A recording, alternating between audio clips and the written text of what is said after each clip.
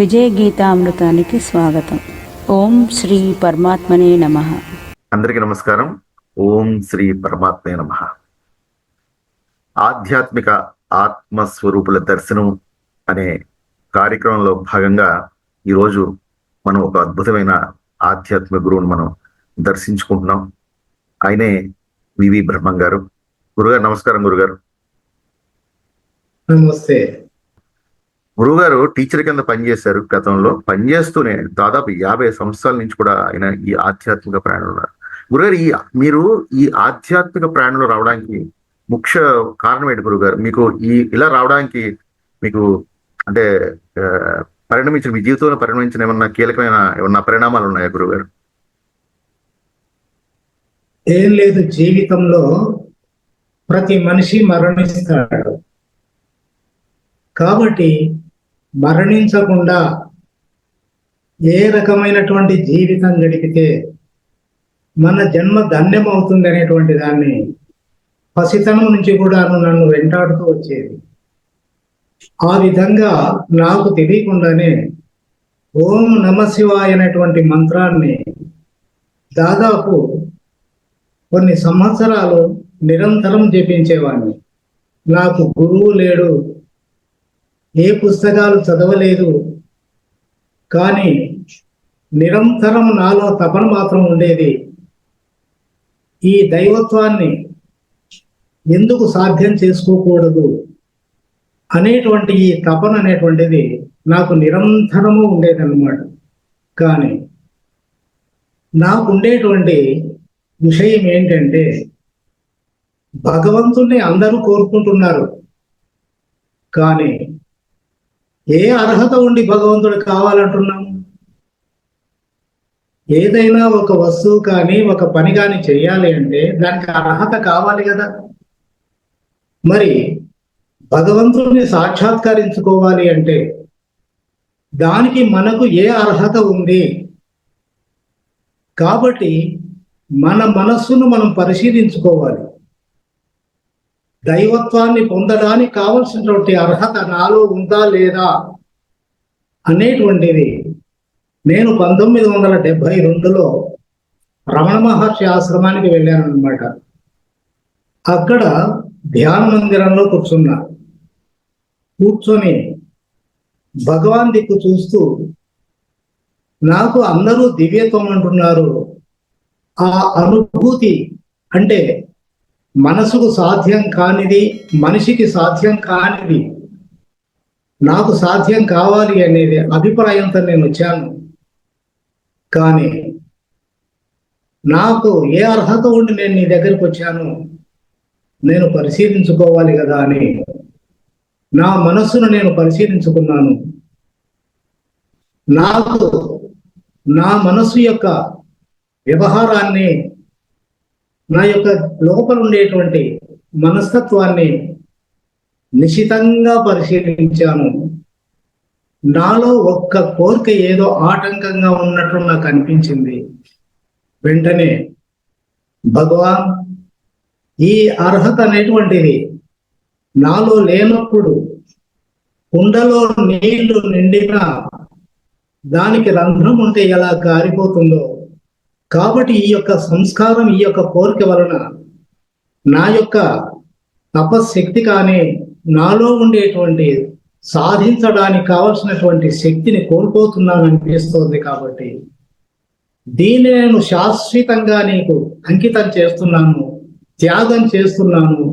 కాబట్టి నాకు తెలిసి నాకు అర్హత ఉంది అని నేను భావిస్తున్నాను.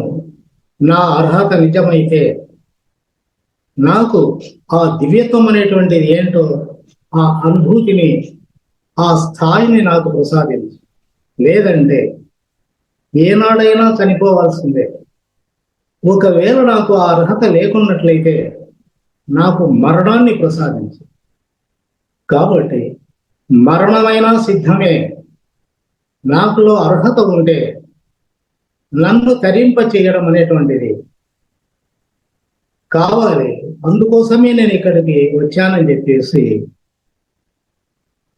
ప్రార్థించి నిర్మలంగా ఊరుక కూర్చున్నానండి. నాకు తెలియకుండానే నిదానంగా కళ్ళు మూతపడ్డాయి. నాలో శ్వాస తగ్గిపోతూ వస్తూ ఉంది. ఆలోచనల యొక్క వేగము కూడా తగ్గుతూ వస్తూ ఉంది. ఆలోచనలు తగ్గుతూ తగ్గుతూ తగ్గుతూ వస్తున్నాయి. శ్వాస కూడాను తగ్గుతూ తగ్గుతూ తగ్గుతూ వస్తున్నాయి. శ్వాస మనస్సు సమానంగా తగ్గుతూ వస్తున్నాయి. చివరికి ఏ ఆలోచన లేకుండా పోయింది. శ్వాసించడానికి సాధ్యం కూడా కావడం లేదు. విశ్వ ప్రయత్నం చేశాను. శ్వాస పీల్చాలని, ఆలోచించాలని ప్రయత్నం చేశాను. సాధ్యం కాలేదు. రెండు నిలిచిపోయినాయి. ఇక శరీరం వక్కలవుతుంది అనుకున్నా, తల బ్రద్దలవుతుంది అనుకున్నా, వెంటనే పడిపోయాను. కానీ లోపల ఏదో ఈ విషయమంతా గ్రహిస్తున్నది, చూస్తున్నది ఏదో లోపల ఉన్నట్లు అనిపిస్తా ఉంది. తరువాత ఏదో ఒక శక్తి నన్ను లోపలికి లాగున్నట్లుగా అయింది. వెంటనే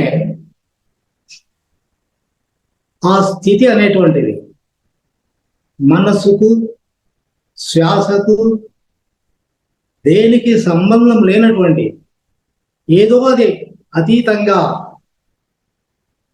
అర్థము కాని విధంగా సహజంగా జరిగిపోయింది. అంతే. వెంటనే నిదానంగా శ్వాస మొదలైంది. శ్వాస పీల్చడం ప్రారంభమైంది. ఒక్కొక్క ఆలోచన పుడతా ఉంది. ఆలోచన పుట్టేది నాకు తెలుస్తూ ఉంది. శ్వాస ప్రారంభమైంది నాకు తెలుస్తూ ఉంది. నాకు తెలియకుండా శ్వాస గాని మనసు గాని లేదు. అంటే శ్వాస ప్రారంభమైంది, ఆలోచనలు ప్రారంభమైనాయి. నేను గమనిస్తూనే ఉన్నాను. నాకు ఎలాంటి సంబంధం లేదు. చూస్తూ ఉన్నా. క్రమేణా ఆలోచనలన్నీ ఒక్కొక్కటి పెరుగుతూ వచ్చాయి. సాధారణమైనటువంటి స్థితికి చేరుకున్నాను. మనసు పనిచేస్తూ ఉంది, శ్వాస ఆడుతూ ఉంది. అప్పుడు కన్ను తెరిచి చూశాను. అంతా కూడాను ఒక కళగా గోచరిస్తూ ఉంది. ఏమీ సంబంధం లేదే, ఏది కూడాను సత్యం కాదే అనేటువంటి ఆ అనుభూతి కలిగింది. వెంటనే ధ్యాన మందిరం నుంచి బయటకు వచ్చాను. గాలిలో తేలిపోయినట్లుగా ఉంది. హృదయం అంతా కూడాను ఉల్లాసంగా ఉంది, పరమానందంగా ఉంది, సంతృప్తిగా ఉంది.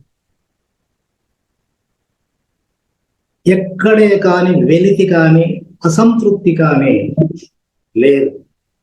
ఇది 1972లో జరిగింది. తర్వాత నేను వచ్చాను ఇంటికి.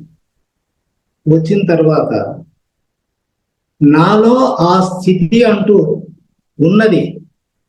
నేను ఎన్ని వ్యవహారాలు చేస్తున్నా, ఎవరితో మాట్లాడుతున్నా, ఏ సంఘటనలు జరిగినా, ఏ దృశ్యాలు చూసినా ఆ స్థితి అంటూ అది స్థిరంగానే ఉంది. ఇవి ఏవి కూడాను దాని దరిదాపులు లేకుండా పోకుండా ఉన్నాయన్నమాట. కష్టాలు కానీ, సమస్యలు కానీ, బాధలు కానీ, కోరికలు కానీ, విషయవాసనలు కానీ ఏవి కూడాను దాని సమీపం లేకుండా పోలికి ఉన్నాయి. అంటే అది స్థిరంగా ఉంది. ఆ రకంగా కాలం జరుగుతూ ఉంది. ఒకరోజు దేవాలయంలో కూర్చున్నా. నాకు తెలిసినటువంటి ఒక స్నేహితుడు నా ఎదురుగా కూర్చున్నాడు. నేను సహజంగానే కన్ను మూసుకున్న ధ్యానంలో కూర్చుని ఆ ఎదురు కూర్చున్నటువంటి వ్యక్తి నవ్వుతున్నాడు. కళ్ళు తెరిచి చూసిన నవ్వుతున్నాడు. ఎందుకు నవ్వుతున్నావు అని ప్రశ్నించిన. ఎందుకో నవ్వు వస్తా ఉంది నీ దగ్గర కూర్చుంటే, అది పెరిగిపోతానే ఉంది, నేను కంట్రోల్ చేసుకోవాలనుకుంటున్నాను కానీ కంట్రోల్ కాకుండా పోతా ఉంది, కాబట్టి ఈ ఆనందం అనేటువంటిది నీ సమక్షంలో జరుగుతూ ఉంది అని చెప్పేసి మొట్టమొదట నాతో మాట్లాడాడు అన్నమాట. అప్పుడు అనిపించింది ఏదో నాలో పని చేస్తానట్టుంది అనేది నాకు తెలియదు. కానీ నాకు తెలిసి మాత్రం లాభము, నష్టము, ఇష్టము, అయిష్టము, ప్రేమ, ద్వేషము, ఈ ద్వంద్వాలు అనేటువంటివి మాత్రం వాటికి మాత్రం నాకు సంబంధం లేకుండా వాటికి అతీతంగా ఉన్నాను అనేటువంటి అనుభవం మాత్రం నాకు ఉంది. అందువల్ల ఇది ఏదో పని చేస్తూ ఉంది మనలో, అది మనకు తెలియదు, బుద్ధికి అందలేదు, ఆలోచిస్తే అర్థం కాలేదు, నాకు తెలియదు. కానీ అతను ఎప్పుడైతే ఈ విషయాన్ని చెప్పాడో, ఓహో మనకు తెలియకుండానే ఏదో నాలో పని చేస్తూ ఉందన్నమాట. కాబట్టి నా దగ్గర ఉండబడినటువంటి మనిషికి సంతోషం కలిగినప్పుడు ఇక నేను ఏదైనా ప్రజలకు సహాయం చేసే అవకాశం ఉంది కదా. సంతోషము, శాంతి, నిర్మలత్వం ఎవరికైతే ఉంటుందో వాళ్ళకి ఏ కష్టాలు కానీ, ఏ సమస్యలు కానీ, ఏ బాధలు కానీ ఉండవు కదా. కాబట్టి ఈ సేవ చేసేది మేలు అని అనిపించింది, దైవాజ్ఞ అనుకున్నా. అప్పటి నుంచి ఉపన్యాసం అనేటువంటిది ప్రారంభించిన. కానీ ఈ ఉపన్యాసం అనేటువంటిది ఒక పుస్తకాన్ని చదివి కానీ, ఒకరిని అనుసరించడం కానీ, నెత్తికి తెచ్చుకోవడం కానీ ఏమీ లేవండి. ఏవి వస్తున్నాయో అవి వస్తున్నాయి, ఏం మాట్లాడుతున్నాను అంతేకాని దీంట్లో ప్లాన్లు లేవు, ఆలోచించాల్సిన అవసరము లేకుండా పోయింది. కాబట్టి ఎక్కడికి వెళ్తున్నా కూడాను ప్రతి ఒక్కరూ నీ మాటలు వింటే మాకు చాలా హాయిగా ఉంది, మాకు ప్రశాంతంగా ఉంది అని అంటున్నారు. కాబట్టి కొందరు విదేశీస్తులు కూడా నా దగ్గరికి వచ్చారు. వాళ్ళతో మాట్లాడుతున్నప్పుడు కూడా మొట్టమొదట చెక్ రిపబ్లిక్ అనేటువంటి దేశంలో నుంచి ఒక ఆమె వచ్చింది, యానా పౌలోవా ఆమె పేరు. ఆమె వయస్సు 50 సంవత్సరాలు ఉంటుంది, సినిమా యాక్టర్. ఆమె భారతదేశానికి శాంతి కోసం తిరుగుతూ ఉంది. ఈ రకంగా జరుగుతున్నప్పుడు ఎవరో ఒక భక్తుడు ఆమెకు బ్రహ్మం గారిని కలిస్తే నీకు శాంతి కలగొచ్చు అని చెప్పాడంట. అప్పుడు ఆమె నా దగ్గరకు వచ్చింది. వచ్చి నా దగ్గర కూర్చొని ఇద్దరం సంభాషించుకున్నాము. తరువాత ఆశీర్వదించింది. ఆమె చాలా సంతోషపడి, తప్పకుండా నువ్వు మా దేశానికి రావాలి, మా దేశంలో అశాంతితో చాలా మంది, అన్ని అవకాశాలు ఉన్నాయి కానీ ఎవరికి శాంతి లేదు, ఆ శాంతి కోసం ఎదురు చూస్తున్నారు. కాబట్టి మీలాంటి వాళ్ళు వస్తే మా దేశానికి చాలా ఉపయోగపడుతుందని చెప్పేసి ఆమె అర్థించడం జరిగింది. కానీ నేను ఆశ్రమము నిర్మించిన తర్వాత ఏ భగవంతుడైతే నన్ను నడిపిస్తున్నాడో ఆ భగవంతునికి సర్వము తెలుసు, ఆయన ఇచ్చే నెరవేరుగాక అనేటువంటి జీవితాన్ని నేను గడుపుతున్నాను. కాబట్టి నేను చేస్తున్నటువంటి కార్యక్రమాలన్నీ కూడా నా జీవితంలో ఎవరిని కూడాను నేను విరాళాలు అడగలేదు, ఇప్పటి వరకు అడగను. కానీ సహజంగా ఏది జరగాలో అది జరుగుతూ ఉంది. కాబట్టి నేను చెప్పేటువంటి సందేశం ఏంటంటే, ప్రతి ఒక్కరూ దేవుని నమ్ముతున్నామని అంటున్నారు, కానీ వాస్తవంగా నమ్మడం లేదండి. ఎందుకు నమ్మడం లేదని అంటున్నానంటే, మనస్సుకు నమ్మేటువంటి స్వభావం లేదు. శరణాగతి చెందడం అనేటువంటిది దానికి సాధ్యము కాదు. ఎందుకు కాదంటే, మనసు అనేటువంటిది నిరంతరం మారుతా ఉంది, కదులుతా ఉంది, వస్తా ఉంది, పోతా ఉంది. ఇన్ని లక్షణాలతో కూడుకున్నటువంటి ఈ మనస్సు భగవంతుడిని నమ్ముతుందా అండి? చిన్న ఉదాహరణ, మీ జీవితంలో మీరు ఎవరినైనా నమ్మారా? ఆ నమ్మకం అనేటువంటిది మీకు శాశ్వతంగా ఉందా? లేదు. ఎవరిని నమ్మనే నువ్వు భగవంతుణ్ణి ఎలా నమ్ముతావండి?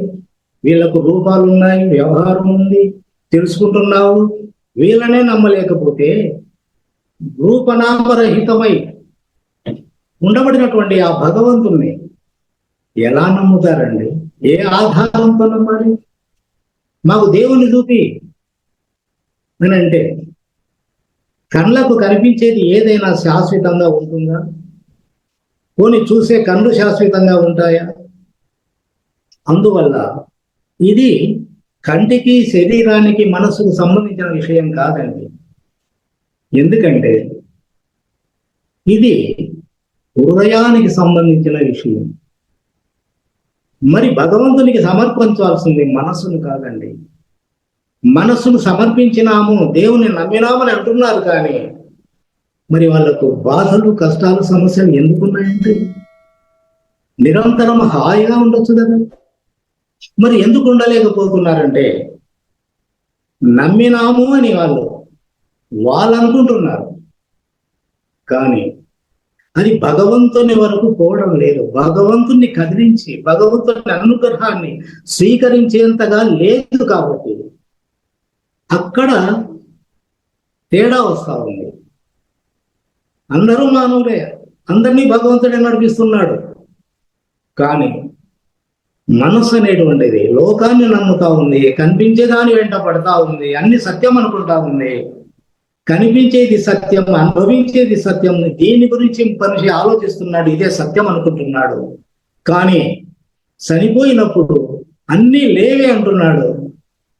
కానీ తెలిసినా కూడా ఏది వెంట రాదు, పుట్టినప్పుడు ఏది వెంట రాలేదు, అన్నీ తెలుసు.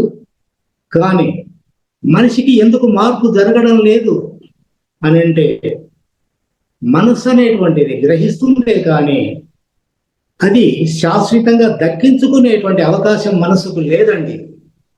ఎందుకంటే మనసు అనేటువంటిది శరీర భావన ఉన్నప్పుడు మనసు అయిందండి. వాస్తవంగా ప్రతి మనిషిని నడిపిస్తున్నది ఆ పరమాత్మే. ఉదాహరణకి గాఢ నిద్రలో ఏమైనా ఉందా? ప్రపంచం లేదు, నీ జీవితం లేదు, నీ బాధల సమస్యలు లేవు, అన్ని అదృశ్యమైనవి. అంటే ఏ ప్రయత్నం చేశావండి మీరు? ఏ సాధన చేసినావు? భగవంతుని నమ్మినావా? శరణాగతి చెందినావా? ఏమీ లేదే. సహజంగానే నీలో గాఢ నిద్ర వచ్చింది, మనసు అదృశ్యమైపోయింది. అదృశ్యమైపోయినటువంటి స్థితిలో, గాఢ నిద్రలో మెలకువ రాకపోతే దాన్నే మరణం అన్నారు.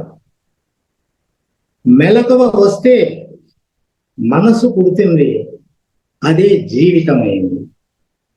అందువలన హృదయం అనేటువంటిది భగవంతునికి సమర్పించాలి. హృదయాన్ని సమర్పించిన వాళ్ళు మాత్రమే సాధకులు అవుతారు, భక్తులు అవుతారు. వారికి మాత్రమే భగవంతుని యొక్క అనుగ్రహాన్ని స్వీకరించేటువంటి సహజమైనటువంటి స్థాయి వాళ్ళకు ఏర్పడుతుంది. భగవంతుని యొక్క కృప కూడాను సాధ్యమవుతుంది. ఎందుకంటే హృదయమే భగవంతుని నిలయం, హృదయమే భగవంతుడు. అంటే ఆ హృదయం అంటే ఎక్కడ ఉంది, ఎలా ఉంది అనేటువంటి అనుమానం రావచ్చు. హృదయం అనేటువంటిది ఎల్లప్పుడూ ఉంది, శాంతి అనేటువంటిది ఎల్లప్పుడూ ఉంది, ఆనందం, సుఖం అనేటువంటిది ఎల్లప్పుడూ ఉంది. సూర్యుని మేఘాలు ఎలా కమ్ముకున్నాయో నీలో ఉండేటువంటి దివ్యత్వాన్ని నీ మనస్సే కప్పేస్తావు. కాబట్టి ఎక్కడో ఏదో తీసేయాలి, చెయ్యాలి అనేటువంటిది ఏది కాదండి. నీవే దైవ స్వరూపము. అందుకే మహనీయులు చెప్తున్నారు, నువ్వెవరో తెలుసుకో, నీవు దేవునివే, నీవు దేవునివే. కానీ నేను మనిషిని అని నీ మనస్సున్నందువల్ల అనుకుంటున్నావే, కానీ వాస్తవంగా నువ్వు దేవునివే అని మహనీయులు చెప్తున్నారు. దానికి కారణం మనలో ఉండేటువంటి దివ్యత్వాన్ని మన మనస్సే కప్పేస్తుంది. అంటే ఆ మనస్సు అంటే ఏంటి అంటే ఆలోచనల యొక్క సమూహమే మనస్సు. ఆలోచనలు అంటే రూపము నామము ఉన్నదాన్ని ఆలోచన అంటారు. సూర్యుడు, చంద్రుడు, శివుడు, చెట్టు, పువ్వు అంటే అక్కడ రూపం ఉంది, ఆకారం ఉంది, పేరు ఉంది. దాన్నే ఆలోచన అంటారు. కాబట్టి ఈ ఆలోచనలు అనేటువంటివి ప్రతి మనిషికి పగలు ఊహించని లెక్కలేనన్ని ఆలోచనలు వస్తున్నాయి, మహావేగంతో వెళ్ళిపోతున్నాయి. అంటే ఇక్కడ గమనించాల్సింది ఒకటి ఉంది. సినిమా చూస్తున్నావు, సినిమా మహావేగంతో వెళ్ళిపోతా ఉంది, సినిమానే చూస్తున్నావు. దానికి ఆధారమైనటువంటి తెర ఉంది. తెర లేకుంటే సినిమా ఉందా? లేదు. నువ్వు సినిమా చూస్తున్నావు, తెరను చూడలేదు, చూసే అవకాశం లేదు. సినిమా అయిపోయిన తర్వాత తెరను చూస్తున్నావు. అరే రే, తెర లేని సినిమా లేది అని అప్పుడు తెలుసుకుంది. అదే విధంగా నీ సొంత జీవితం, నీ జీవితం అనేటువంటి సినిమా ప్రారంభమైంది. దాన్నే జీవితాంతం వరకు చూస్తూ ఉన్నావు. నీ జీవితాన్ని, నీ సినిమాను నువ్వు చూస్తున్నావే, కానీ నీ సినిమాకు ఆధారంగా ఉండేటువంటి దైవశక్తిని చూడగలవా? సినిమా తెరను చూడగలదా? తెర సినిమాను చూస్తుంది. ఇక్కడ దైవశక్తి మన మనసును చూస్తుంది. మనము దైవశక్తిని చూడలేము మనసు. కాబట్టి అదే దివ్యశక్తి ఆధారంగా ఉంది. కాబట్టి నీ సినిమా సాగుతా ఉంది. అదే ఆ దివ్యశక్తి అనేటువంటిది మనలో నుంచి తప్పుకుంటే, ఆ శక్తి అనేటువంటి తప్పుకుంది అంటే, అది అక్కడ లేకుండా అదృశ్యమైంది అంటే మనిషి శవం అవుతున్నాడు, శ్మశానానికి వెళ్తున్నాడు, కాల్చబడుతున్నాడు. అంటే నీకు ఏమి సాధించినావు, ఎందుకోసం ప్రపంచంలోకి వచ్చినావు, నీకు ఏది కావాలి, ఎందుకు జీవిస్తున్నావు అనేటువంటి ప్రతి మనిషి ప్రశ్నించుకోవాల్సినటువంటి అవసరం ప్రతి మానవునికి ఉందండి. నేను ఎందుకు జన్మించినాను, ఎందుకు బ్రతుకుతున్నాను, నాకు ఏం కావాలి, దీని కొరకే ప్రపంచంలో జీవిస్తున్నాడు. సుఖం కోసమే బ్రతుకుతానంటున్నాడు, సుఖం కోసం జీవితం అంతా పోరాడుతున్నాడు, ఆతృత పడుతున్నాడు, కోరికలు పెంచుకుంటున్నాడు. కానీ చివరకు ఏమవుతా ఉంది, ఈ ప్రపంచమే సత్యం అనుకుని కర్మలను పెంచుకుంటున్నాడు. ఇవన్నీ కూడాను నీలో సహజంగా ఉండబడినటువంటి దైవత్వాన్ని ఇవన్నీ కప్పేసింది. ఇవి కప్పేసినందువల్ల ఆ కప్పినటువంటి ఏ మనస్సు అయితే ఉందో అది బాహ్యానికే వెళ్తుంది, కానీ లోపలికి వెళ్ళలేదు. దానికి ఆ సామర్థ్యం లేదు, శక్తి లేదు. అందువలన ప్రతి ఒక్కరూ ధ్యానం అంటున్నారు. ధ్యానంలో కూర్చున్నప్పుడు ప్రపంచంలో ఉండబడినటువంటి విషయాలు, రూపాలు అన్ని కూడా నీకు లోపల కనపడుతున్నాయి అంటే అవి బయట ఉన్నాయా, లోపల ఉన్నాయా? బయట ఉన్నవి బయటనే ఉంటే, బయట ఉన్న ప్రపంచం బయటనే ఉంటే లోపల దైవత్వం అనేటువంటిది ఏ సాధనకైనా అర్థం లేదండి. సాధన అంటే మనకు ఏదైతే ఆటంకంగా ఉందో దాన్ని తీసేసుకోవడానికి సాధన అవసరం వచ్చింది. కానీ దాన్ని తీసేసుకోవాలి అంటే ఏ మనసుకైతే సమస్యలు, కోరికలు, బాధలు ఉన్నాయో, భయం అనేటువంటి ఉన్నాయో, ఆ మనస్సు తనంతకు తాను ఎలా తీసేసుకోగలదండి? కాబట్టి మనిషి తనంతకు తాను స్వతహాగా ఎవరు తీసేసుకోలేరు. ఎవరికి సాధ్యం కాదు ప్రపంచంలో. మరి ఎలా సాధ్యం? ఎందుకు మహనీయులైనారంటే అది ఒక్క భగవంతుని అనుగ్రహముతో, ఒక సద్గురువు యొక్క అనుగ్రహంతో మాత్రమే ఈ యొక్క దైవత్వం అనేటువంటి ప్రాప్తం అవుతుంది తప్ప ఏ మనిషికి కూడా సాధ్యం కాదు. తన ప్రయత్నంతో సాధ్యం కాదు. ఎందుకంటే ప్రయత్నం ఉన్నవానికి దైవానుగ్రహం లభిస్తుంది, దైవానుగ్రహం ఉన్నవానికి ప్రయత్నం సాధ్యమవుతుంది. అందువల్ల హృదయం అనేటువంటిది భగవంతునికి అర్పించాలి. ఆ హృదయాన్ని అర్పించడం అంటే మనస్సును నేను అర్పిస్తున్నానని నువ్వు అంటున్నావు, మనస్సు అంటూ ఒకటి ఉంది, అర్పిస్తున్నాననేటువంటి భావనలు ఉన్నాయి. అర్పించడం అనేటువంటిది ఒక భావన, దేవుడు ఉన్నాడు అనేటువంటిది ఒక భావన. ఈ భావనలు అనేటువంటివి మారిపోతున్నాయి, కదులుతున్నాయి, వస్తున్నాయి, పోతున్నాయి. కాబట్టి అది సత్యం కాదు. అందువలన హృదయాన్ని అర్పించాలి. హృదయము ఎప్పుడూ పనిచేస్తుంది అని అంటే హృదయం ఇష్టము అయిష్టము, మంచి చెడు, కీర్తి అపకీర్తి, ఇవి ఏవి నీలో లేకుండా పోయినప్పుడు మాత్రమే హృదయము పనిచేస్తుంది. ఈ ద్వంద్వాలు, త్రిపుడి ఎవరికైతే ఉంటాయో, ఎవరైతే దానికి లోనవుతారో, దానికి బానిసలవుతారో, దానికి వశమైపోతారో, వారికి మాత్రం ఎట్టి పరిస్థితిలో కూడాను దైవానుగ్రహం కానీ సాధన కానీ సాధ్యం కాదు. ఎందుకంటే దైవశక్తి అనేటువంటిది నిన్ను దైవత్వాన్ని ఇస్తుంది. కాబట్టి హృదయాన్ని సమర్పించినప్పుడు ఆ హృదయంలో ఉండేటువంటి దైవశక్తి నీలో ఉండేటువంటి విషయవాసనలు, సంస్కారాలు, ఏవైతే కష్టాలు, బాధలు, ఇవన్నీ కూడాను మనస్సుకు సంబంధించినటువంటివే కానీ హృదయానికి సంబంధించింది ఏ ఒక్కటి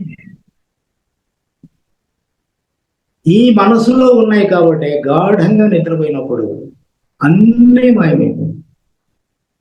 కానీ నువ్వేమైనా బాగున్నావా? గాఢ నిద్రలో బాగున్నావు. ఎప్పుడు బాగున్నావు? ఆలోచనలు మనసు లేనప్పుడు నువ్వు బాగున్నావు. ఆలోచనలు మనసు లేకుండా చేసుకోవడానికే ధ్యానము. ఈ ధ్యానము చేస్తున్నారు, గాఢంగా నిద్రపోతున్నారు. గాఢంగా నిద్రపోయినప్పుడు నీకు సహజంగానే శాంతి ఉంది, తృప్తి ఉంది, సుఖం ఉంది. అదేవిధంగా ధ్యానంలో కూర్చున్నప్పుడు ఆనందం ఉంది, సుఖం ఉంది, తృప్తి ఉంది. గాఢ నిద్ర నుంచి లేచిన తర్వాత మామూలైపోయింది నీ జీవితం. అదేవిధంగా ధ్యానంలో కూడా ధ్యానం నుంచి లేచిన తర్వాత తిరిగి మామూలుగానే అయిపోతా ఉన్నాడు మనిషి. కాబట్టి రెండు సమానమైపోతున్నాయి. కాబట్టి ఇక్కడ పరిష్కారం జరగలేదు. పరిష్కారం జరగాలి అంటే నీవు దైవానుగ్రహాన్ని పొందాలి. అది హృదయానికే సాధ్యం. అందువల్ల హృదయము పనిచేస్తే నీలో ఉండేటువంటి ఏవైతే నిన్ను బాధ పెడుతున్నాయో, ఏవైతే నీకు సమస్యగా ఉన్నాయో వాటిని ఆ శక్తి తీసేస్తుందండి. నీవు హృదయాన్ని సమర్పించినప్పుడు నీలో ప్రశాంతంగా ఉండగలుగుతావు. ఆ ప్రశాంతంగా ఉండడమే భగవాన్ శ్రీ రమణ మహర్షి చెప్పడం ఏంటంటే శాంతి దైవము. శాంతే దైవము. ప్రశాంతంగా ఉన్నప్పుడు ఆ యొక్క దైవం యొక్క శక్తి తరంగాలు, ఆ వైబ్రేషన్స్ అనేటువంటివి నీ నుండి ఇతరులకు అవి ప్రసారం అవుతాయి సహజంగా, నీ యొక్క ప్రమేయమే లేకుండా. ఆ సహజంగా అవి వ్యాప్తమైనప్పుడు ప్రతి ఒక్కరిలోనూ అది శరీరాన్ని, మనస్సును ఛేదించుకొని అంతర్ముఖంలో ఉండబడినటువంటి నీ హృదయాన్ని తట్టి స్ఫూర్తిని కలిగిస్తుందండి. అది గురువు. వాడు గురువు అంటే హృదయాన్ని స్ఫూర్తి కలిగించి తట్టి లేపినటువంటి వాడు గురువు, సద్గురు. ఆ గురువే గురు బ్రహ్మ, గురు విష్ణు, గురుదేవో మహేశ్వర అని ఆ గురువుని అన్నాడండి. గురుగారు చాలా అద్భుతంగా చెప్పారు. అంటే మీరు చెప్పింది ఇప్పుడు ఓపికగా వింటే గనక వాళ్ళు ఈ జీవితాన్ని పరిపూర్ణంగా అర్థం చేసుకుంటారు. అసలు వాళ్ళు ఎందుకోసం వచ్చాము, అసలు ఎందుకు ఈ జన్మ తీసుకున్నామని చెప్పి. సో ఇప్పుడు మీరు అన్నారు కదా, గాఢ నిద్రలో అసలు ప్రపంచం ఉండదు, మనసు ఉండదు, ఏముండదు. ఇప్పుడు మెడిటేషన్ చేస్తున్నాడు అందుకోసమే కదా, సమస్యలు ఏమి, అసలు ప్రపంచం ఉండదు అన్నప్పుడు ఇక్కడ అందరికీ ఒక వచ్చే డౌట్ ఏంటంటే, సరే గాఢ నిద్రలో ఏముండవు, కానీ మెలుగుతున్నప్పుడు మరి ఇప్పుడు భౌతిక ప్రపంచం ఉంది కదా, మనకి మనం అన్ని చేసుకోవాలి కదా, మన వ్యవహారాలు చేసుకోవాలి కదా, అంటే ఆఫీసులో వ్యవహారాలు కానీ, ఇంట్లో కుటుంబ సభ్యులతో వ్యవహారాలు కానీ, ఇప్పుడు వాళ్ళతో ఇప్పుడు మనం అయితే పరిపూర్ణంగా ఆధ్యాత్మిక జ్ఞానం పొందినప్పుడు ఆ పొందిన వ్యక్తి ఆధ్యాత్మిక జ్ఞానం లేని వ్యక్తితో సావాసం చేస్తుండాలి కదా, లేని వ్యక్తులతో.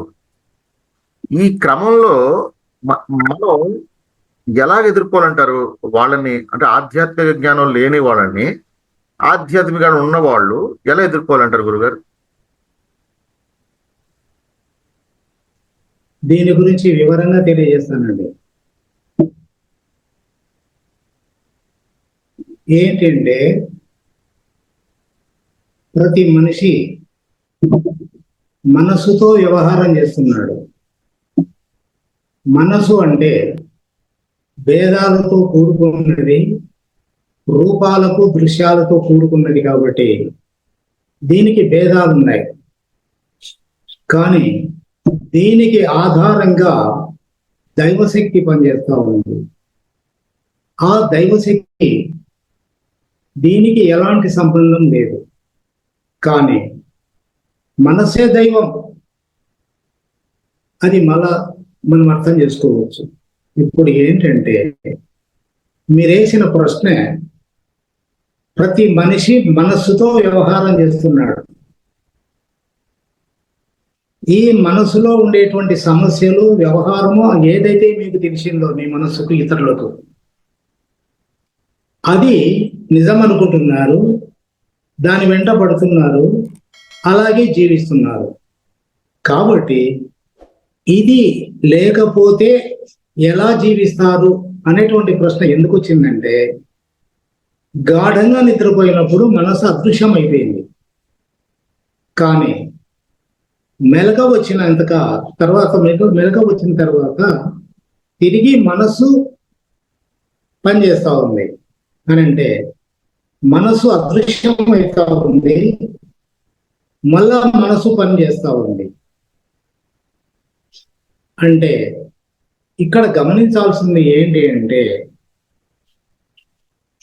వాస్తవంగా మనిషి దైవశక్తి నడిపిస్తా ఉంది, మనసు నడిపించడం లేదు. మనసు దైవత్వాన్ని నీడ.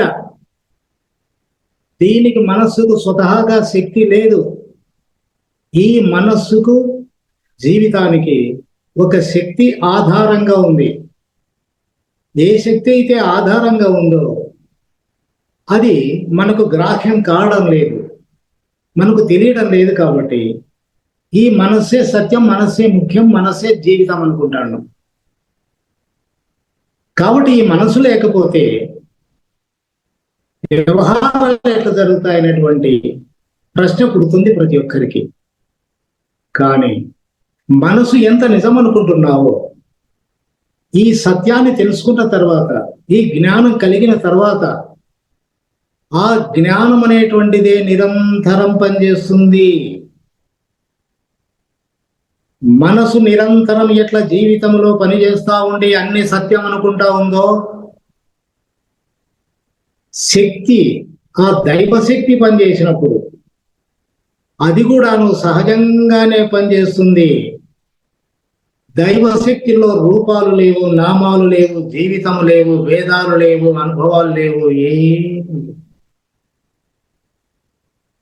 అందువలన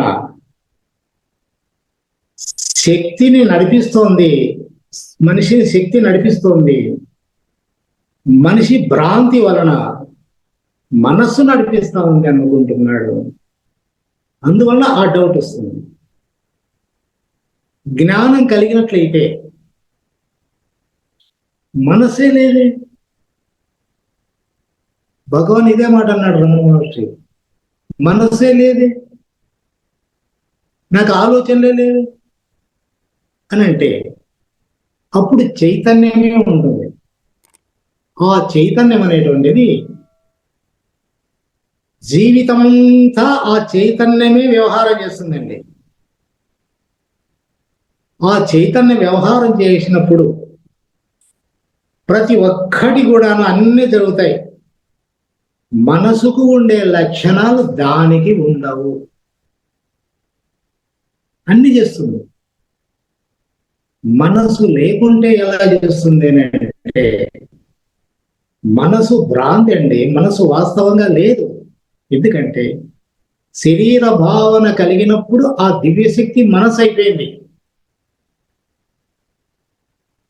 భ్రాంతి. ఎందుకంటే పెద్దలు చెప్తున్నారు, పాము కనపడేది, తీరా దగ్గరికి పోయి చూడు, పాము ఉందా? తాడు ఉంది. మరి పాము అని చెప్పేసి నువ్వు భయపడి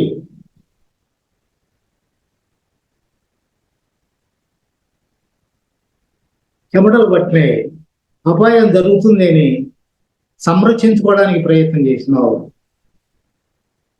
అటువంటి పరిస్థితిలో తీరా దగ్గరికి వెళ్ళి చూస్తే అక్కడ తాడుంది.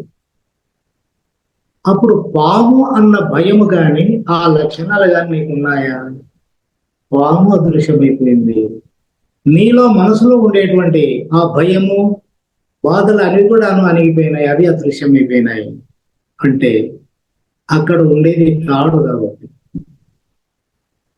ఇప్పుడు తాడును చూసినప్పుడు తాడు నిజమైంది, పామును చూసినప్పుడు పాము నిజమైంది. ఇప్పుడు పాము నిజమా అండి? లేని పాము ఉన్నట్లుగా కనపడిందా లేదా? అదేవిధంగా సర్వవ్యాప్తమై సర్వ జీవరాశులలో ఉండేది కేవలము దైవశక్తి. చైతన్యంలో మనసు ఉండదు, కానీ చైతన్యమే పనిచేస్తుంది. చైతన్యం పనిచేస్తుంది అంటే ఇక్కడ మీరు అర్థం చేసుకోవాల్సింది ఏంటంటే మలినమైనటువంటి మనసు పరిశుభ్రమైపోయి ఉంటుంది అన్నమాట. ఈ మలినమైనటువంటి మనస్సులో ఈ భేదాలు కానీ, ఈ అనుభవాలు కానీ, మంచి చెడ్డలు కానీ ఇవన్నీ ఏమీ లేకుండా శుభ్రమైపోయి ఉంటుంది. కాబట్టి ఆ స్థితిలో ఇది మనస్స దైవశక్తి అనేటువంటిది మనిషి తెలుసుకోలేడు. కాబట్టి మనస్సే దైవము, దైవమే మనస్సు, దైవత్వమే మనస్సు, మనస్సే దైవత్వం. అంటే మనస్సుకు దైవానికి తేడా లేదు. అందువల్ల వ్యవహారం అంతా కూడాను దైవశక్తి చేస్తా ఉంది. పవిత్రమైనటువంటి మనస్సు, మనస్సు అన్నప్పుడు అది మనసుగా అనిపిస్తుంది. అక్కడ మనస్సు శక్తి రెండు ఒకటైపోయింది. అందువల్ల తేడా ఉండదు. ఆ తేడాను తెలుసుకోలేరు. కాబట్టి దైవశక్తే నడిపిస్తా ఉంది. అందువలన సమానత్వం ఆటోమేటిక్గా ఉంటుంది. అతనిలో భేదాలు ఉండవు. ఇంకా ఆ స్థితిలో పుట్టుక చావు అనేటువంటిది అది మనసుకు సంబంధించిన విషయం. ఇప్పుడు ద్వంద్వాలు అనేటువంటివి, ఇష్టము అయిష్టం అనేటువంటిది నీకు నీలో ప్రవేశించలేదు. అదేవిధంగా ఇప్పుడు ప్రశ్న జవాబు, ప్రశ్న మనస్సు, జవాబు మనస్సుకే. కాబట్టి ఏమవుతుంది? ప్రశ్న జవాబు ఏది తెలుసుకుంటోంది? మనస్సు తెలుసుకుంటోంది. నీ జీవితం అంతా ప్రశ్నలు వేసుకుంటాడు, జవాబులు తెలుసుకుంటాడు, నీవు అలాగే ఉంటావంతే. ఎన్ని జన్మలు ఎత్తినా ఇదే పరిస్థితి. ఎందుకంటే పరిష్కారం అనేటువంటిది మనస్సు తెలియదు, మాయా. కాబట్టి పరిష్కారం అనేటువంటిది ఆ దివ్య శక్తి నీలో ఉండేటువంటి అన్నిటినీ పరిశుభ్రం చేస్తుంది, అన్నిటినీ లేకుండా చేస్తుంది. అది మనస్సు అనేటువంటి స్వరూపమే లేకుండా దాన్ని అంతటి పరిశుభ్రం చేసి మనస్సు దైవశక్తి రెండు ఒకటైతాయి. ఆ పరిస్థితుల్లో మనస్స దైవశక్తి అని కూడా తెలుసుకునే అవకాశం లేదు. అప్పుడు అన్ని వ్యవహారాలు జరుగుతాయి. అందువలన ఇప్పుడు రూపము నామం అనేటువంటిది లేదు కాబట్టి ప్రపంచం యొక్క విషయాలతో దానికి అవసరం లేదు. ఎల్లప్పుడూ ఇవి లేనందువల్ల లోపల నిరంతరము పరమానందంగా శాంతిగా శాశ్వతంగా అలాగే ఉండిపోతాడు. ఎందుకంటే మనసు లేదు కదా. మనసు లేదు కదా అంటే మీరేమనుకుంటున్నారు? గాఢ నిద్రలో మనసు లేదు అంటే లేదు అనే దానికి అర్థం ఒకటి, ఉంది లేదు ఇది మనసుకు సంబంధించింది. ఉంది లేదు అన్నది మనసుకు సంబంధించింది. ఉంది లేదు అనే మధ్యలో ఉందే అది దైవత్వం.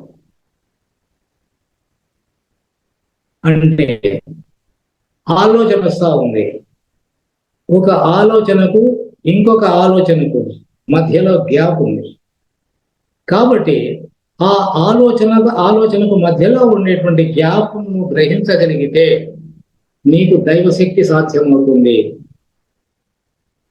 దాని యొక్క అనుభవం వల్ల మనసు లేదనే విషయం నువ్వే డిక్లేర్ చేస్తావు. కాబట్టి ఇక్కడ తెలివి కాదు కావాల్సింది, ఆలోచనలు కాదు కావాల్సింది, మనసుకు పని పెట్టడం కాదు కావాల్సింది. ఇక్కడ మనసుకు పని పెట్టకుండా మీరు ఉండండి, అర్థమవుతుంది. దీన్నే మౌనము అన్నారు. మౌనము అంటే మాట్లాడకుండా ఉండడం మౌనం కాదు. లోపల మనసులో ఏ కదలికలు లేకుండా ఉండడం, మనసులో ఏ మార్పులు లేకుండా ఉండడం, మనసులో ఉండేటువంటి రాకపోకలు లేకుండా ఉండడం, చీకటి కానీ వెలుగు కానీ ఏది చూడబడేటట్టు ఏది లేకుండా ఉండడం, ఏదైతే లోపల ఉండే సర్వము అదే చేస్తా ఉందో అదే ఉంటే అది మౌనం. రెండవది ఏది ఉన్నా మౌనం కాదు, అది ద్వంద్వముతో కూడుకున్నప్పుడు అది మనసు అయిపోయింది. అంటే ఇప్పుడు నువ్వు కన్ను మూసుకున్నావు, ఏం లేదు, శూన్యం. కానీ శూన్యం అనేటువంటిది కూడా రెండవది, నువ్వు మౌనంగా లేవు. ఆ శూన్యం కూడా అదృశ్యమైపోతేనే ఏకత్వం. చూసేవాడు లేడు, చూడబడేది లేదు, అది మౌనం. ఆ మౌనంలో ఉండడం అనేటువంటిది సాధ్యమైతే ఇదంతా కూడాను ఎవరు చెప్పాల్సిన అవసరం లేదండి, మీకు సర్వము సాధ్యమవుతుంది అంతే. ఇంకా ఎందుకంటే రమణ మహర్షుల వారు మౌనము అని ప్రతిపాదిస్తూ వస్తున్నారు. నువ్వు ఎవరో తెలుసుకో అంటున్నాడు. ఎందుకు చెప్పినాడంటే గాఢంగా నిద్రపోయినప్పుడు మనసు లేదు, శరీరము లేదు, ప్రపంచము లేదు. అంటే గాఢ నిద్రలో మనసు నువ్వు కాదు, శరీరము నువ్వు కాదు. గాఢ నిద్రలో మనసు నువ్వు కాదు, శరీరం నువ్వు కాదు. ఎవరు నువ్వు? చెప్పు, ఎవరు నువ్వు? నేను ఆత్మ నుండి అంటారు. ఆత్మను అని చెప్తున్నది మనసా కాదా? మనసును కాదు. మనసును కాదన్నప్పుడు నేను ఆత్మని ఎలా చెప్పగలుగుతావు? ఒకవేళ నేను ఆత్మని చెప్పినా నువ్వు ఆత్మ అయినావా? ఎందుకు కాలే? మనస్సు పనిచేస్తా ఉంది అక్కడ. మనస్సుకు అతీతమైంది చైతన్యం. అందువలన మనస్సుకు శరీరానికి అతీతమైంది కాబట్టి అది నిశ్చలత, శాంతి, ఆనందము, తృప్తి వీటి వల్ల సాధ్యమవుతుంది. మౌనము వీటి వల్ల దాన్ని సాధ్యం చేసుకోవచ్చు. అందువలన ప్రతి ఒక్కరి కూడాను, ఎంత సాధన చేస్తున్న వారికి కూడాను సంసారం ఉంది కదా, మేము చేయకపోతే ఎట్లా, ప్రయత్నం చేయకపోతే ఎట్లా అనేటువంటి ప్రతి ఒక్కరికి ఉంది. నీకే కాదు, ప్రతి సాధకునికి ఉంది. ఎంత గొప్ప వాళ్ళకైనా ఆ ప్రశ్న ఉంది. కానీ ఎందుకు ఆ ప్రశ్న వచ్చిందంటే, నేను చేస్తున్నాను కాబట్టి, నేను పని చేస్తున్నాను కాబట్టి. కానీ ఈ నేను అనేటువంటిది గాఢ నిద్రలో ఉందా? లేదు. అంటే నేను లేకుండా పోతే మనసు లేదు, శరీరం లేదు, నువ్వు లేవు. మరి ఎవరు నువ్వు? శరీరం నువ్వు కాదు, మనసు నువ్వు కాదు. ఎవరు నువ్వు? సమాధానం చెప్పు. సమాధానం లేదు. సమాధానం లేకుండా పోయినంత మాత్రాన మనసు పోయిందే? మనసు ఉంది కదా, మనసుకు సమాధానం లేదు. మనసేమో ఉంది. ఆ మనసు లేకపోవడం అనేటువంటిది, ఆలోచనలు లేనంత మాత్రాన మనసు లేదా? ఎందుకంటే ధ్యానంలో కూర్చున్నాం, ఎంతవరకు పోతాడు? ఆలోచనలు లేని స్థితికి వెళ్ళాలనే ధ్యానాన్ని కూర్చుంటున్నాడు. క్రమేణా ఆలోచనలన్నీ తగ్గిపోతూ తగ్గిపోతూ తగ్గిపోతూ వచ్చి చివరకు ఆలోచనలన్నీ అదృశ్యమైపోతాయి.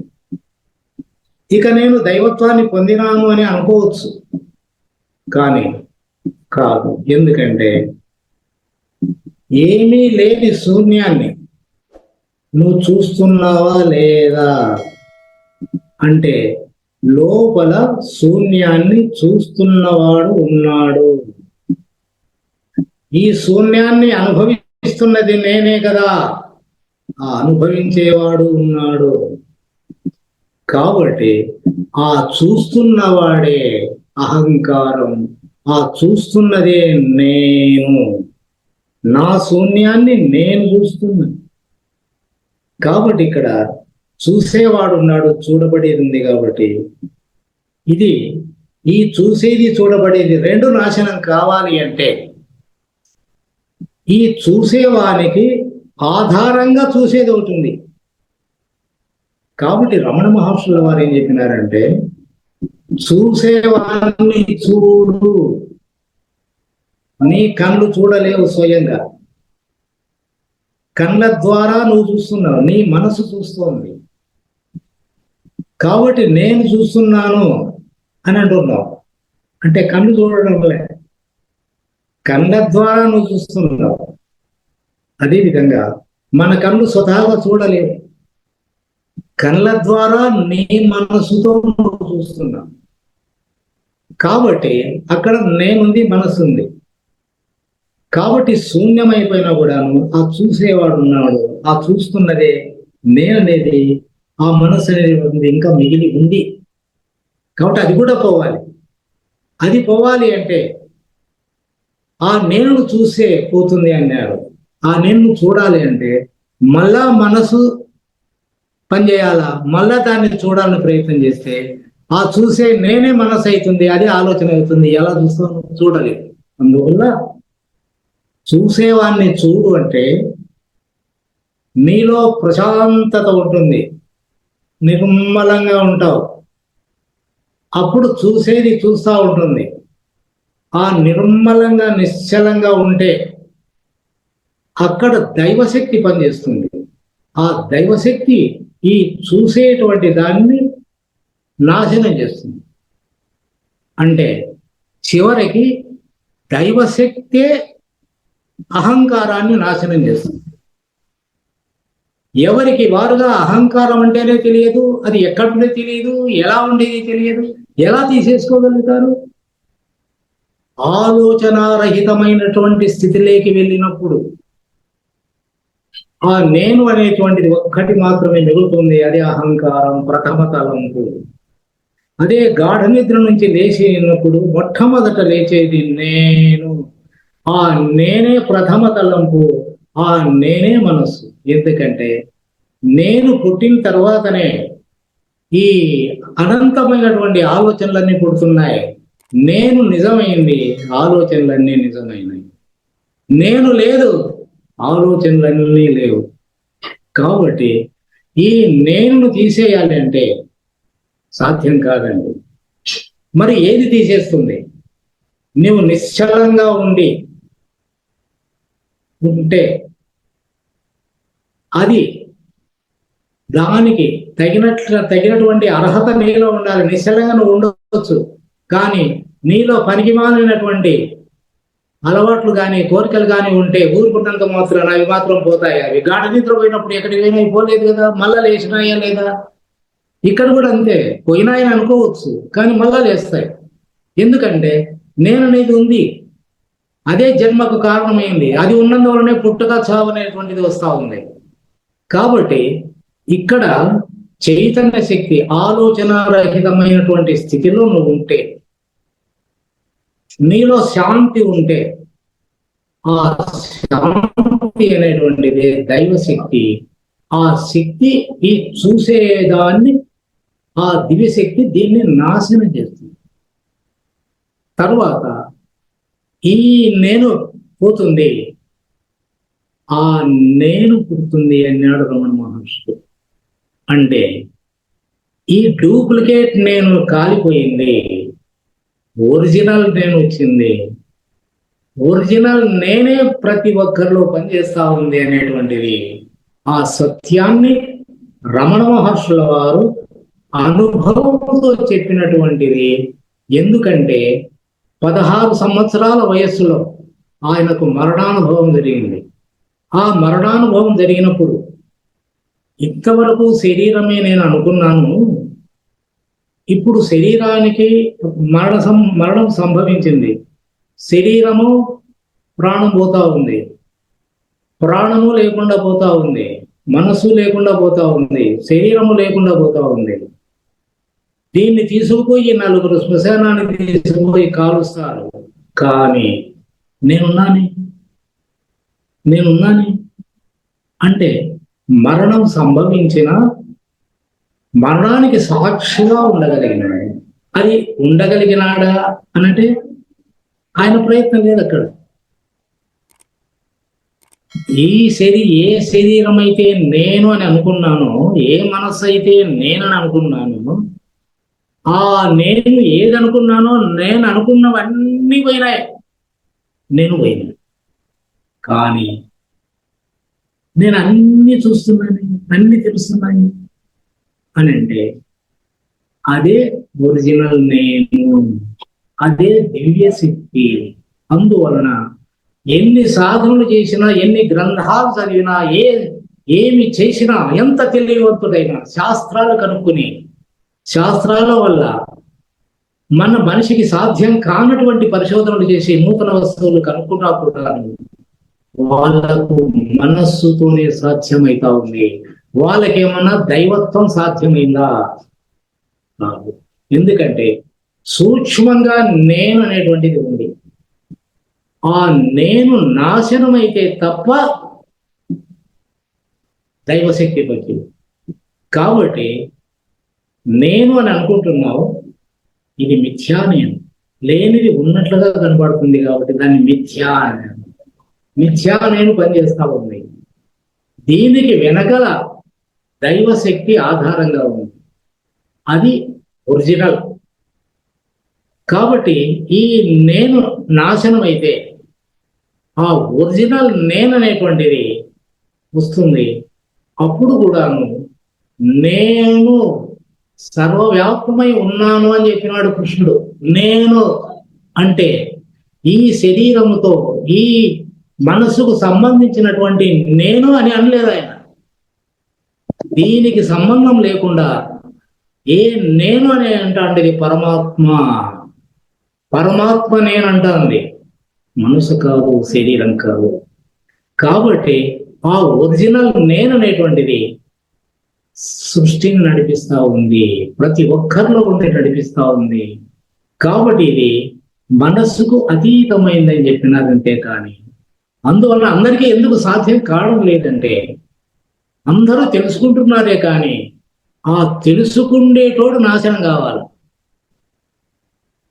ఆలోచించేవాడు నాశనం కావాలి. కాబట్టి నేను జర్మనీకి వెళ్ళినప్పుడు ఒక ఆయన ప్రశ్నించినాడు, వెంటనే సాక్షాత్కారం కలగాలంటే ఏం చేయాలా అని ప్రశ్నించినాడు. నన్ను సూక్ష్మంగా ఒక్క మాటలో చెప్పినాడు, ఎవడైతే సాధన చేస్తాడో ఆ సాధన చేసేవాడు అదృశ్యమైపోతే దైవత్వమే అన్నీ సెకండ్లలో సాధ్యం ఎవరికైనా. ఎవడు సాధన చేస్తున్నాడో సాధన చేసేవాడు అదృశ్యమైపోవాలి, అప్పుడు దైవత్వం.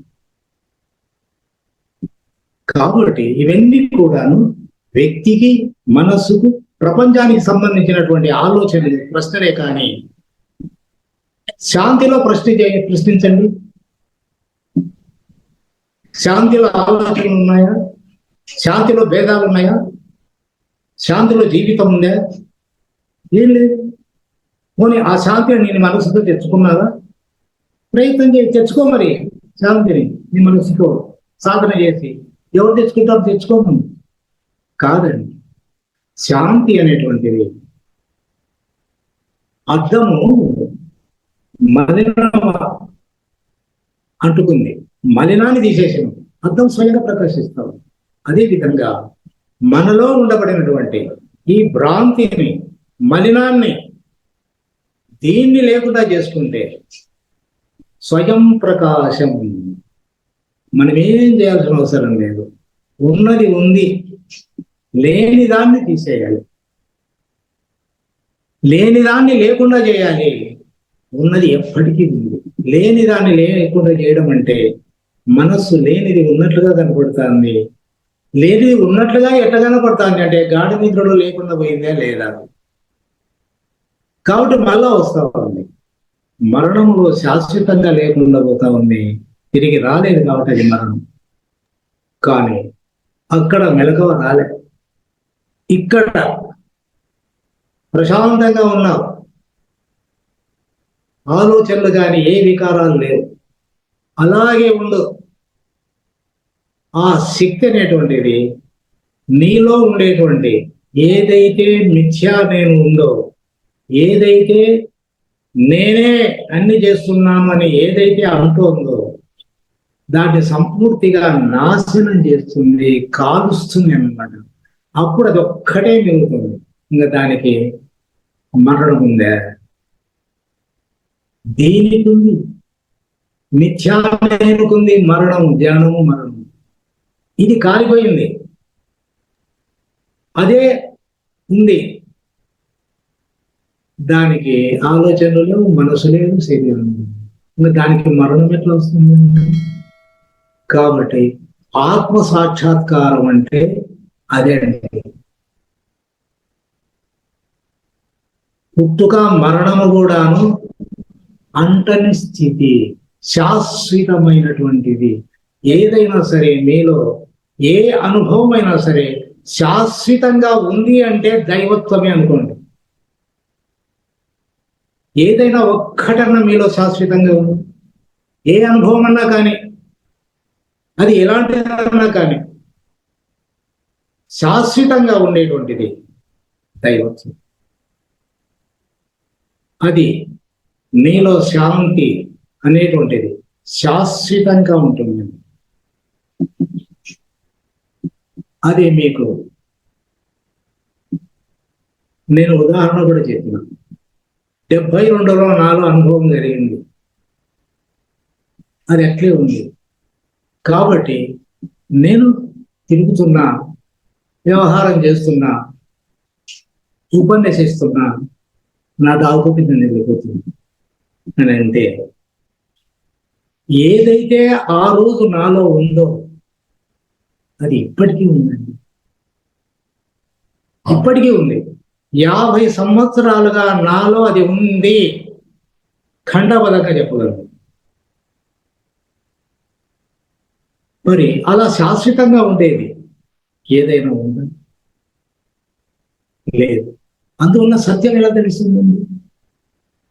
శాశ్వతమైంది నీకు తెలుసుకుంటే అసత్యం అనేది తెలుస్తుంది. అసత్యంలో సత్యం ఉందని నువ్వు ఎట్లా తెలుసుకుంటావు? అసత్యంలో సత్యం ఉందని నువ్వు ఎట్లా తెలుసుకుంటావు? నువ్వు తెలుసుకున్న సత్యం అసత్యమేది, సత్యం ఎలా అవుతుంది? కాబట్టి నువ్వు ఇన్ని మాటలు మాట్లాడుతూ ఉండాలి.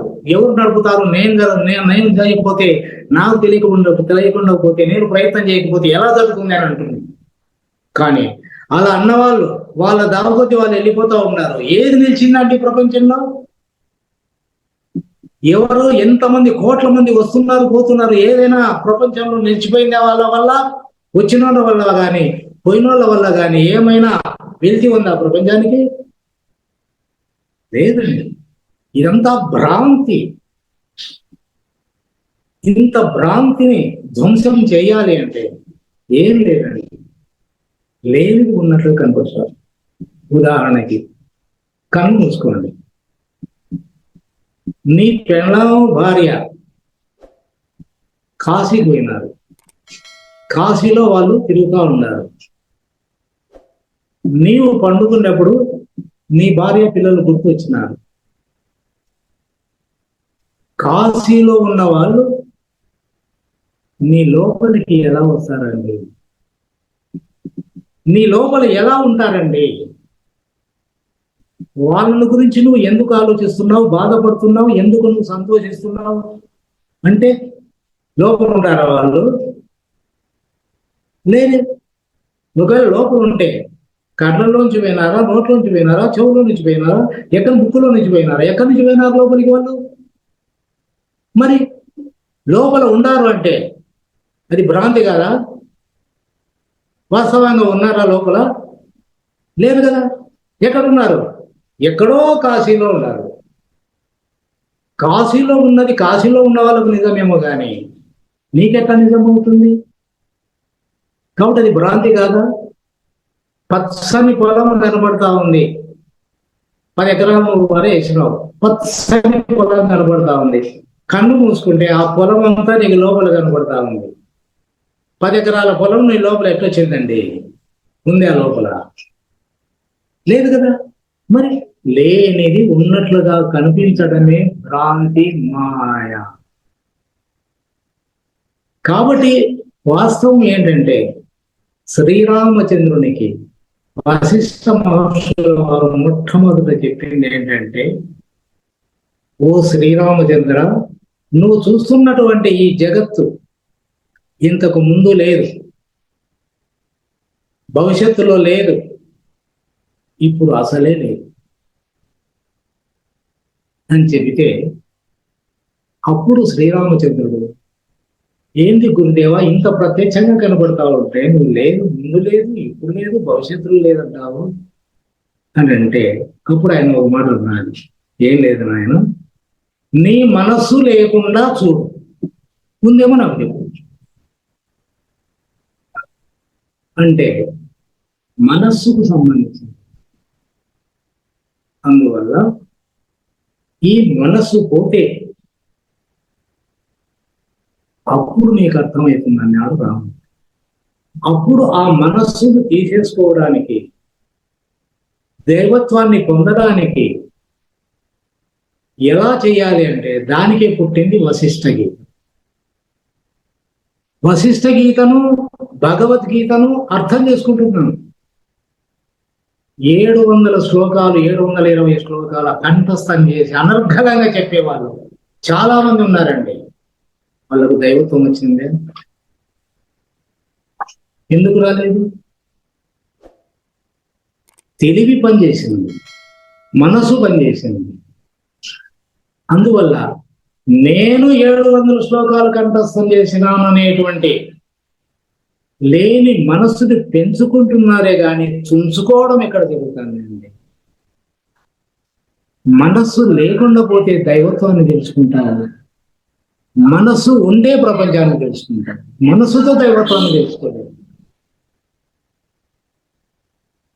కాబట్టి మనకు దీన్ని ఉదాహరణలు, నీవు నిర్మలంగా ఉన్నావు, హాయిగా ఉన్నావు, కన్ను మూసుకొని నీ కనబడేటువంటి మనసును చూడు, నిమ్మలంగా ఉండి ప్రశాంతంగా లోపల ఉండేను నీ మనసు నువ్వు చూడు. అప్పుడు అది నీ మనసును నువ్వు చూడగలుగుతావు.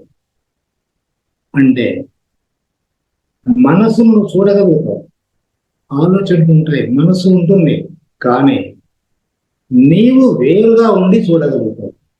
ఆ వేరుగా ఉండి చూడగలిగేది ప్రశాంతత, నిశ్చలతత్వం. నిశ్చలతత్వే జీవన్ముక్తి అన్నాడు శంకరాచార్య. ఆ నిశ్చలంగా ప్రశాంతంగా ఉంటే నీ మనస్సుతో మనసును వేరుగా ఉండి చూడగలుగుతావు. మనసు దానంతగా అది వెళ్ళిపోతూ ఉంటుంది, నీవేమో ప్రశాంతంగా ఉంటావు. దాని వెంట పడేక మనసు వెళ్ళిపోతాను, మనసును చూస్తున్నావు కదా. కాబట్టి హాయిగా ఉండవు, అలాగే ఉంది. ఈ శక్తి అనేటువంటిది ఆ మనసు మీద పడి ఆ మనసును సర్వనాశనం చేస్తుంది. అంటే ఆ నిశ్చలంగా, నిర్మలంగా, ప్రశాంతంగా ఉండే శక్తిని పెంచుకోవాలి. కానీ ప్రతి ఒక్కరూ కీర్తి, ధనాన్ని, భోగాల్ని పెంచుకుంటున్నారు. ఎలా సాధ్యమండి? లోపల ఉండేటువంటి, నీలో ఉండేటువంటి శాంతిని, నిర్మలత్వాన్ని, సంతోషాన్ని, తృప్తిని, ఆనందాన్ని, దాన్ని పెంచుకో. అదే దైవత్వం. ఇవి ఎన్ని జన్మలెత్తిన దీనుల గురించి ఆలోచించే కొద్ది ఇవన్నీ జన్మలిస్తాయి, కానీ నిన్ను తరింపజేసేటువంటిది మాత్రం ఈ ప్రపంచంలో భగవంతుడు పుట్టించలేదండి. దైవత్వాన్ని ఇచ్చేటువంటి వస్తువు ఎక్కడా కానీ ప్రపంచంలో ఎక్కడా లేదండి. ఎందుకంటే భగవంతుడు ప్రసాదించినటువంటి ఈ ప్రపంచం, వాటిని ఉపయోగించుకొని మనము దైవత్వాన్ని పొందమని భగవంతుడు ప్రసాదించినాడు, ప్రకృతిని, మనల్ని కూడాను. అంతేకాని ఆ ప్రకృతి అనేటువంటి దాన్ని, అది సహజంగా ఉంది, మనము సహజంగా వచ్చినాం. ప్రకృతి సహజంగా ఉంది, మనము సహజంగా వచ్చినాం, మనము సహజంగా పోతాంటాం, ప్రకృతి సహజంగా ప్రళయంలో వెళ్ళిపోతా ఉంది. ఇక చివరి మాట, ఒక్క మాట చెప్తాను చూడండి. గాలి సహజంగా వీస్తా ఉంది, దానికి ఏ వికారాలు, ఏ కోరికలు లేవు, హాయిగా ఉంది. అగ్ని సహజంగా మండుతా ఉంది, నీరు సహజంగా ప్రకాశిస్తా ఉంది, ఆకాశం సహజంగా ఉంది. ఒక్క మనిషి మాత్రమే అసహజంగా బ్రతుకుతున్నాడు. అందువలన వాడు మనిషి అయినాడు, మనిషి రాక్షసుడైనాడు, మనిషి దయ్యం. ఎందుకంటే వానిలో సహజత్వం లేదు. ఇప్పుడు మనిషిలో ఉండేటువంటి ప్రతి ఒక్క ఆలోచన అసహజం, అసహజత్వం, ఆర్టిఫిషియల్, నో న్యాచురల్. సో ప్రతి ఒక్కరు కూడాను సహజంగా జీవించడం లేదండి. సహజంగా ఉన్నప్పుడు నీలో దైవత్వం ప్రకాశిస్తుంది. సహజంగా ఉన్నప్పుడు నీలో ఏ వికారాలు ప్రవేశించకుండా ఉంటాయి, అది సహజత్వం. ఏ వికారం నీలో పుట్టినా నీ సహజత్వాన్ని నువ్వు కోల్పోయినట్లే. సహజత్వాన్ని కోల్పోయినప్పుడు సత్యం ఎట్లుంటుంది నీలో? సహజంగా ఉన్నప్పుడు సత్యం అవుతుంది. అంటే ఒక రకంగా అర్థం చేసుకోవాలంటే బ్యాలెన్స్ మైండ్. చాలా చాలా ధన్యవాదాలు గురుగారు. పరమాత్ముడు మీ ద్వారా ఎన్నో గొప్ప విషయాలు పలికించాడు ఈ రోజుని. తద్వారా ఎన్నో అంటే ప్రపంచవ్యాప్తంగా ఈ షో ఎవరైతే చూస్తున్నారు, ఈ ప్రోగ్రామ్ ఎవరైతే చూస్తున్నారు, ఈ కార్యక్రమం ఎవరైతే చూస్తున్నారో వాళ్ళు తప్పకుండా ఎంతో మందిలో వాళ్ళు ఈ జీవితం అంటే ఏంటి, అసలు నేను ఎవరిని అనే గొప్ప రహస్యాన్ని ఛేదించే అవసరం ఉంది. తద్వారా వాళ్ళ జీవితాలని ఆనందమయం చేసుకునే అవకాశం ఉందని చెప్పి తప్పకుండా నేను ఆశిస్తున్నాను గురుగారు.